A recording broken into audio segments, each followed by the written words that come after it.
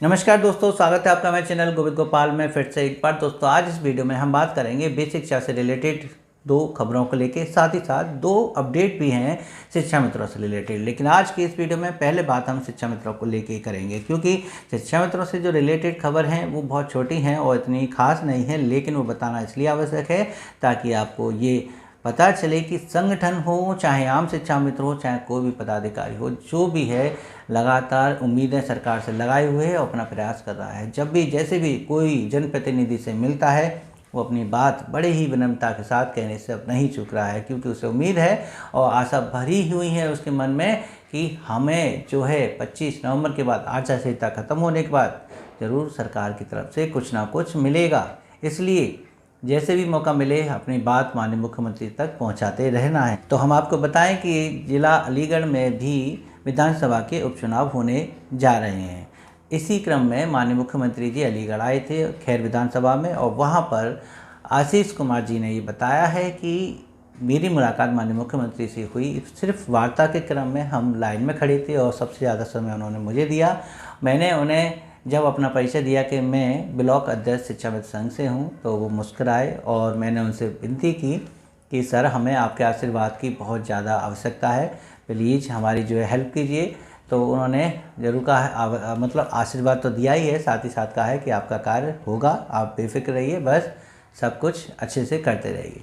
तो उन्होंने जब ये भी बताया कि वो 29 विधानसभा के आपके मुख्य कार्यालय के प्रभारी भी हैं, तो वो मुस्कुराए हैं और शिक्षा मित्रों को उम्मीद जगाई है एक तरह से कि जब माननीय मुख्यमंत्री जी ने कहा कि चलिए आपका काम ज़रूर होगा, तो अच्छी बात है शिक्षा मित्रों के लिए कि शिक्षा मित्र जहाँ भी मिल रहे हैं अब माननीय मुख्यमंत्री से विनम्रता के साथ अपनी बात रख रहे हैं।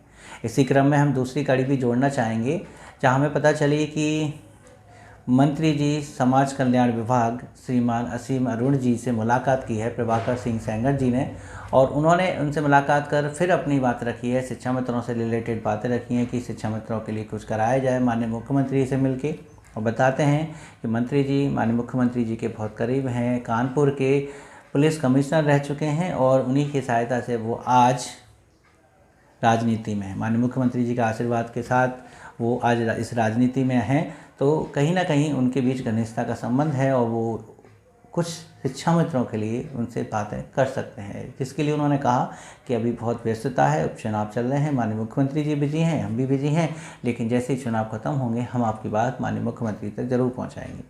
तो कुल मिला के जैसे ही आप जनप्रतिनिधि से मिलें अपनी बात शालीनता के साथ माननीय मुख्यमंत्री तक पहुँचाने का एक रास्ता निकाल लें। फिलहाल अभी बस यही अपडेट थी, और बेसिक शिक्षा से जुड़ी जो अपडेट है बहुत शॉर्ट में हम आपको बता दें कि समायोजन को लेके जो हमने बातें पहले बताई कि समायोजन हाई कोर्ट से निरस्त हुआ, लेकिन सचिव जी का आदेश आया 25 स्कूल भरने का सरप्लस शिक्षकों को, शिक्षकों ने भरे भी हैं। सोमवार को लास्ट डेट थी, लेकिन लास्ट डे वाले दिन वेबसाइट ने काम नहीं किया, OTP नहीं आई, जिसकी वजह से बहुत से शिक्षक परेशान हो गए कि हम तो विद्यालय का ऑप्शन भर ही नहीं पाए हैं और आगे की प्रक्रिया बंद है। तो जिला बेसिक शिक्षा अधिकारी महोदय ने एक आदेश भी जारी कर दिया है कि अग्रिम आदेश तक इस समायोजन की प्रक्रिया को स्थगित किया जाता है। जहां तक हो गई है ठीक है, विकल्प भर गए हैं ठीक है, लेकिन उसके आगे की प्रक्रिया हाई कोर्ट के निर्देशानुसार अब नहीं होगी। जून से समायोजन चल रहे थे, लेकिन अभी तक समायोजन नहीं हो पाया। शायद कोई पॉलिसी बनेगी उसके बाद ही ये काम हो पाएगा। और अगली अपडेट जो है वो बहजोई से है। बहजोई में बनियाखेड़ा ब्लॉक में जितने भी प्राथमिक विद्यालय हैं वहाँ पर जो भी सफाई कर्मचारी कार्य कर रहे हैं उनकी शिकायत DM सर से की गई है। DM सर की अध्यक्षता में एक बैठक हुई थी जहाँ पर वहाँ पर कार्यरत सभी शिक्षकों की वार्ता उनसे हुई है। शिक्षकों को बुलाया गया था बैठक में, DM सर की बैठक में। वहाँ उन्होंने कहा कि हमारे विद्यालय में सफाई नियमित रूप से नहीं होती है, जिसकी वजह से विद्यालय का प्रांगण गंदा पड़ा रहता है और सफाई कर्मचारी नियमित रूप से विद्यालय नहीं आते हैं। शिक्षकों की इस शिकायत पर DM महोदय ने तुरंत DPRO को फ़ोन किया है, उन्हें जो है निर्देशित किया है कि इस संबंध में मुझे कार्रवाई चाहिए। तो DM सर के निर्देश पर DPRO ने भी उस क्षेत्र के सभी सफाई कर्मचारियों का निरीक्षण करके जो परिणाम निकाला और उसमें से 18 सफाई कर्मचारियों पर कार्रवाई की गई। 18 कर्मचारियों का वेतन भी रोका है, उनसे स्पष्टीकरण भी मांगा है। विद्यालय की साफ सफाई की जिम्मेदारी अब इस बात से स्पष्ट हो गई है कि सफाई कर्मचारी की है उनका दायित्व, उनकी जिम्मेदारी। अगर वो ऐसा नहीं करते हैं तो उनका वेतन भी अधिकारी रोक सकते हैं। तो जब विद्यालय में साफ़ सफाई नहीं पाई जाती है, स्वच्छता नहीं पाई जाती है, तो प्रधानाध्यापक क्यों सस्पेंड होते हैं या उन पर क्यों कार्रवाई की जाती है। विद्यालय की साफ़ सफाई में प्रधानाध्यापक पर कार्रवाई होनी चाहिए या सफाई कर्मचारी पर होनी चाहिए, ये हम आपसे जानना चाहते हैं। नीचे कमेंट करके ज़रूर बताइएगा। और लास्ट में हम आपको एक अपडेट और बताते हैं शिक्षा मित्रों से रिलेटेड, क्योंकि हमारे व्यूअर्स ने 1-2 बार पूछा है कमेंट करके कि जो शिक्षा मित्र सहायक अध्यापक बन गए हैं उनको पुरानी पेंशन मिल सकती है नहीं, या मिल रही है तो क्या नियम है, उसको संबंध में हमें आप बताइए। तो इतनी सी डिटेल हम आपको बस बताना चाहेंगे कि ऐसे शिक्षा मित्र जो सहायक अध्यापक बन गए हैं, चाहे किसी भी माध्यम से, विशेष पीटीसी से, चाहे डायरेक्ट भर्ती से, जैसे भी बने हैं, उनको पुरानी पेंशन का विकल्प मिल सकता है। उसकी फ़ाइल बीआरसी कार्यालय पर जमा हो रही हैं। सभी जो ज़िले हैं उनके जिला विशेष शिक्षा अधिकारी अपने अपने स्तर से वो फाइलें मांग रहे हैं। फ़ाइल में क्या क्या लगता है वो आप स्क्रीन पर देख सकते हैं, उन्होंने क्या क्या मांगा है।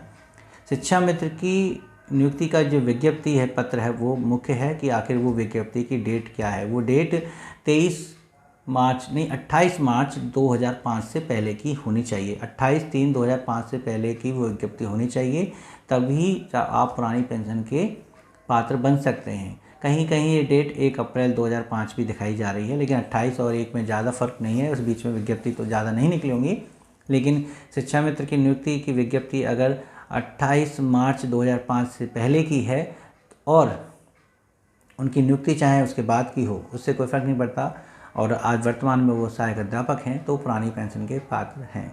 इसलिए जो भी शिक्षा मित्र अध्यापक बने हैं वो अपनी प्रथम नियुक्ति की तिथि और उस विज्ञप्ति की तिथि भी जरा नोट कर लें, कैसे भी ढूंढ कर कि वो कौन सी तारीख की थी। जहाँ तक लग रहा है कि 2006 में जो भी नियुक्तियाँ हुई थी शिक्षा मित्रों की, वो इसमें पात्र नहीं है। 2006 से पहले वाले लगभग 5 में, और जो बेसिक के शिक्षा मित्र हैं वो तो 100% आ ही रहे हैं। अगर कोई बेसिक का शिक्षा मित्र सहायक अध्यापक है तो वो तो आ ही रहे हैं।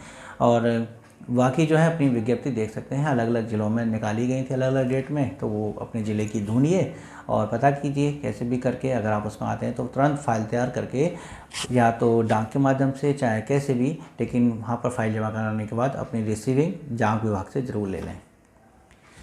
तो बस यही अपडेट थी, और उम्मीद है कि आपको हमारी अपडेट अच्छी लगी हो तो प्लीज़ वीडियो को लाइक कीजिएगा, शेयर कीजिएगा। चैनल पर नए हो तो चैनल को सब्सक्राइब कर लीजिए। मिलेंगे आपसे अगली वीडियो में ऐसी कुछ नई अपडेट के साथ, तब तक के लिए नमस्कार, जय हिंद।